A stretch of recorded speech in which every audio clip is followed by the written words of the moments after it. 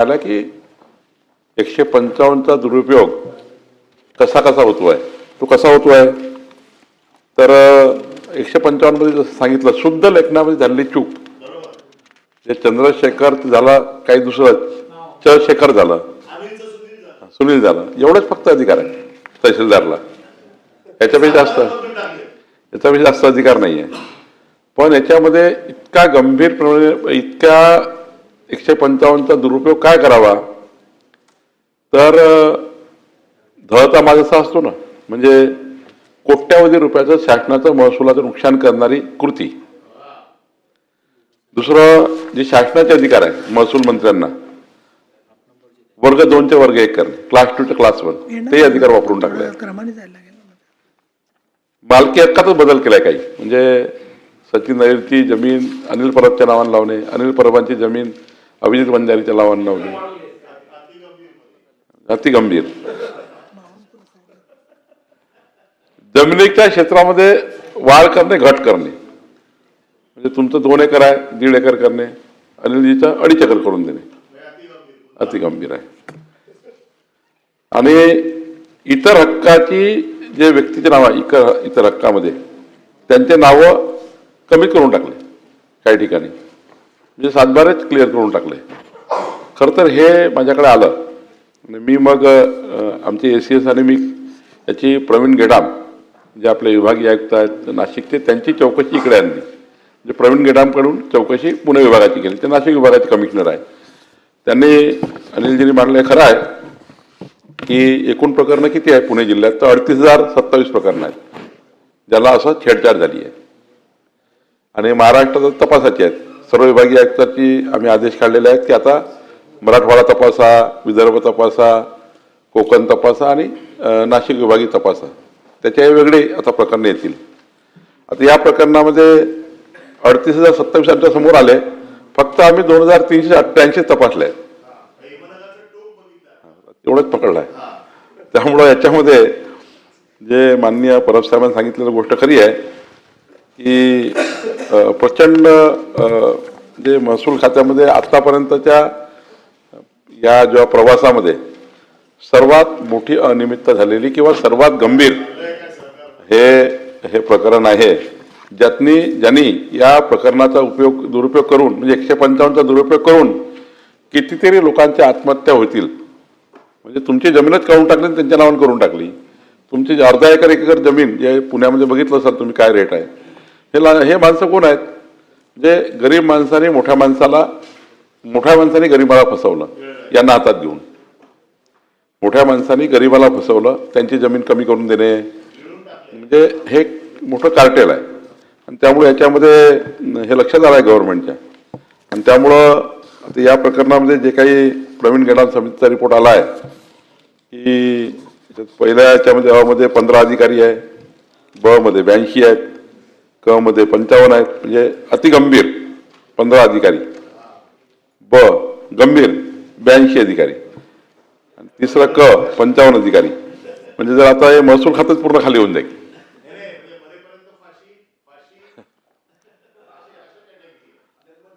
त्यामुळं आता हा रिपोर्ट आमच्याकडे परब साहेब आत्ता आला आहे जानेवारी महिन्यामध्ये.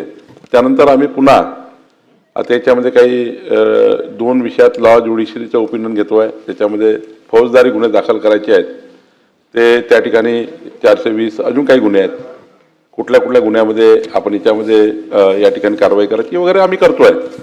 पण आत्ता आपल्यासमोर हाई टास्क आहे, यांच्यावर तर कारवाई करायची आहे.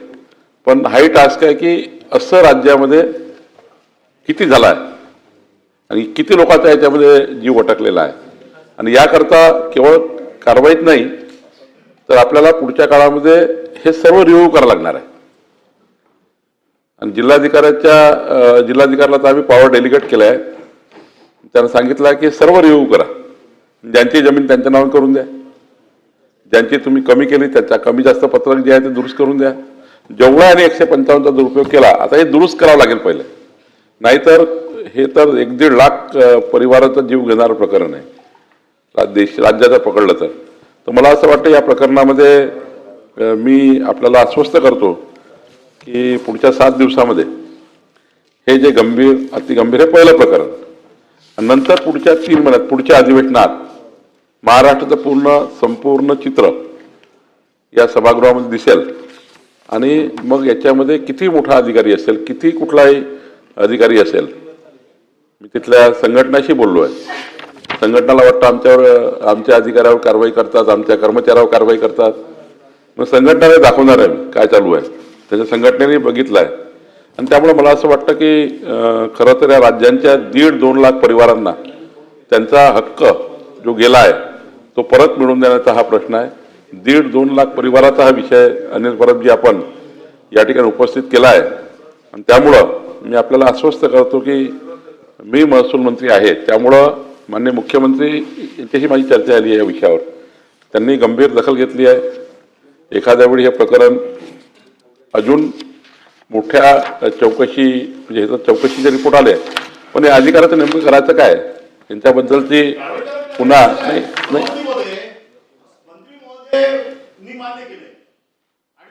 की याच्यामध्ये दोषी अधिकारी आम्हाला सापडलेले आहेत. अख्ख्या महाराष्ट्राचा लार्जर जो काय रिपोर्ट असेल तो पुढच्या तुम्ही ज्या अधिवेशनाच्या पूर्वी आणा. पण जे आता चौकशीत सापडलेले आहेत त्यांच्यावर तर निलंबनाची कारवाई करा.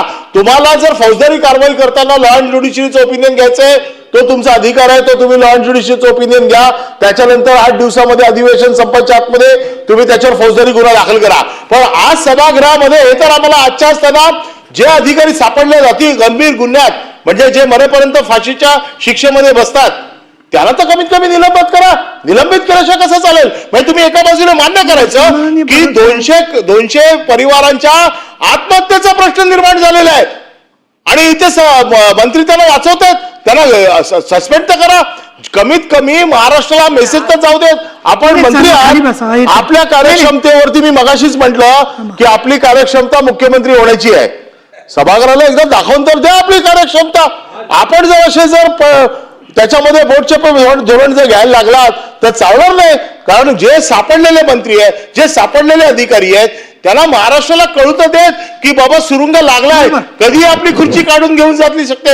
म्हणून माझी आपल्याला विनंती आहे की आपण आज या सभागृहामध्ये जे अधिकारी सापडले चौकशीत, पुन्हा चौकशी कोणी केलेली आहे, कोणी छोट्या माणसाने केलेली नाहीये. उत्तर तर देऊ द्या ना तुम्ही. नाही पण माझं तेच म्हणणं ते उत्तराकडे उभं राहून सुरुवात केली, त्या चुकीच्या दिशेने चालले होते त्याला व्यवस्थित दक्ष दाखवते तुम्ही कुठल्या दिशेने जायला पाहिजे. झाला का तुमचा? झालाय ना सस्पेंड करायचा विषय ना, सस्पेंड करायचा विषय ना. माझं सस्पेंड करायचा विषय खाली बस आता झालाय ना. तरी सस्पेंड करा. तुम्ही ते बोलत असताना परत नाही उभं राहायचं डायरेक्ट असं.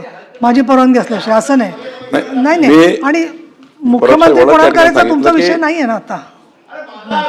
काही बसा नाही तुम्ही वाईट काही नाही आहे, पण तुम्ही काय करताय तुम्हाला चांगलं माहितीये. खाली बसा. पण तुमची आवड इथे दर एका दिवसात 17 सकाळ दुपार संध्याकाळ व्यक्त कर. नाही मुद्दा असा आहे आता जनतेला जमिनीबद्दल न्याय द्यायचा विषय चाललाय. तुम्ही उगाच राजकारणात उरफाटा करून त्यांची वाट लावू नका. खाली बसा. असं उगाच काहीतरी माझ्या बोलतात आहे. आणि राज्याला सक्षम अष्टपैलू कर्तृत्वाचा धनी नेता मुख्यमंत्री देवेंद्र फडणवीसजी या राज्याला आहे. त्यामुळं सध्या या विषयाचा कुठेही त्या ठिकाणी चर्चा करायची गरज नाहीये. आणि